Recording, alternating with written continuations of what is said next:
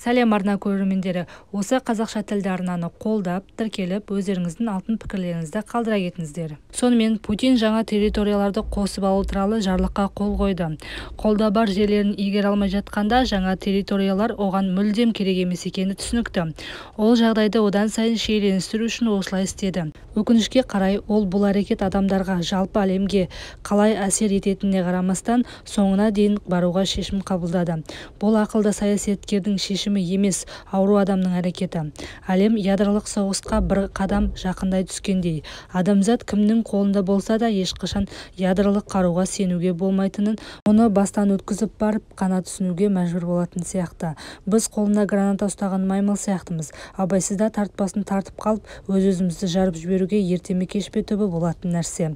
Немесе бұл туралы театрда егер бірінші актте қабырғада қару ілініп тұрса, екінші актте ол міндетті түрде атылады деп айтады. Егер ядролық соққыға қатысты ең нашар сценарий бола қалса, ешкім тасада қалып қоймайды. Үшінші дүниежүзілік соғыс болады. Путин осылайша бүкіл әлемді өз ережесімен ойнатуға мәжбүрлеуге тырысады. Алайда шантажға мойынсыну ешқашан жақсы нәрсеге алып келген жоқ, және бүкіл әлем оны жақсы біледі. Сондықтан да әзірге жағдай одан сайын ушығып барады.